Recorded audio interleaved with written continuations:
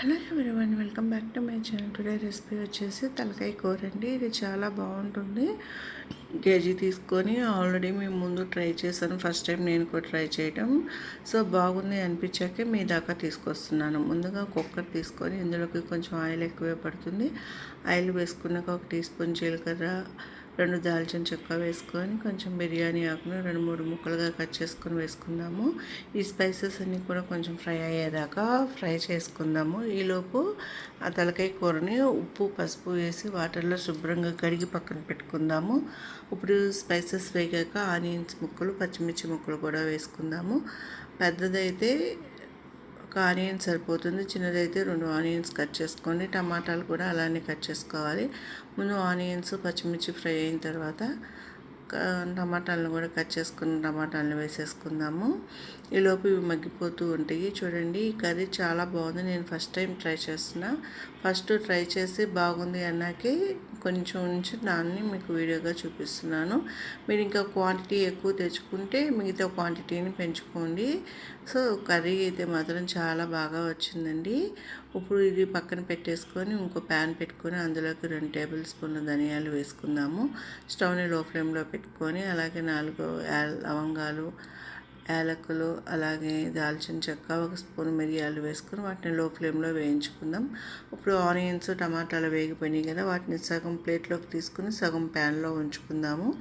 ఈలోపు ఈ స్పైసెస్ వేగలోపు అవి చల్లారిపోతాయి. ఇప్పుడు కుక్కర్లో ఆనియన్స్ టమాటాలు ఉన్నాయి కదా, ముందుగా మనం తెచ్చుకున్న తలకాయ కూర ముక్కల్ని కాళ్ళని వేసేసుకొని, నేను ఫస్ట్ చేసిన దాంట్లో ఎక్కువ కాళ్ళు వచ్చినాయండి. ఎన్ని కడిగిన వేసుకున్న తర్వాత ఇందులోకి ఒక పెద్ద స్పూన్ అల్లం వెల్లుల్లి పేస్ట్ వేసేసుకొని ఒకసారి అంతా కూడా బాగా కలుపుకుందాము. ఇదంతా కూడా బాగా కలుపుకున్న తర్వాత దీన్ని పక్కన పెట్టేసుకుందాము. ఈలోపు ఇది లో ఫ్లేమ్లో పెట్టుకుంటే ఉడికిపోతూ ఉంటుంది.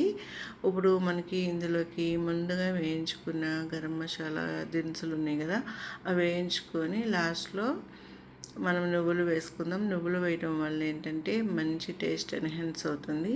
అలానే కర్రీ కూడా చిక్కదనం వస్తుంది అన్నమాట. అవన్నీ వేయించుకున్న తర్వాత ఆనియన్స్, టమాటా మిశ్రమాన్ని కూడా వేసుకొని వాటర్ వేసి మిక్సీ పట్టుకున్నాక ఇప్పుడు ఈ తలకాయ కూరలోకి 1 స్పూన్ కారం, మీ కారాన్ని తినే దాన్ని బట్టి వేసుకొని నేనైతే 1 టీ స్పూన్ కారం వేసాను.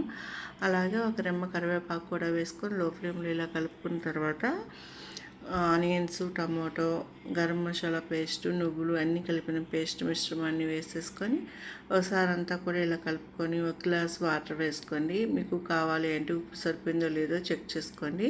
నేను ఫస్ట్లో వేయాల, అందుకే ఇప్పుడు వేస్తున్నాను. వేసి ఇప్పుడు 1 గ్లాసు వాటర్ పోసుకోండి. వాటర్ పోసుకున్నాక ఉప్పు కారం సరిపోయిందో లేదో చెక్ చేయండి. నాకైతే అన్నీ కరెక్ట్గా సరిపోయినాయి. ఇప్పుడు ఫైనల్గా కొద్దిగా కొత్తిమీర వేసేసుకొని మరలా మూత పెట్టేసి 12 విజిల్స్ రానిద్దాము. 12 విజిల్స్ వచ్చిన తర్వాత ఆవిరిపోయాక చూపిస్తున్నా చూడండి. ఇది కొద్దిగా పలుచగా ఉంది కదా, మేమైతే కొంచెం చిక్కగా తినడానికి ఇష్టపడతాము. మరలా పొయ్యి మీద ఒక పావు గంట 20 నిమిషాలు ఉడికిస్తే చిక్కగా అయిపోతుంది. మాకు పలుచగా ఇష్టం అనుకున్న వాళ్ళు వేసి ఉంచుకోవచ్చు. అంతేనండి, ఎంతో టేస్టీగా ఉండే తలకాయ కూర రెడీ అయిపోయింది. వీడియో నచ్చితే లైక్ అండ్ షేర్.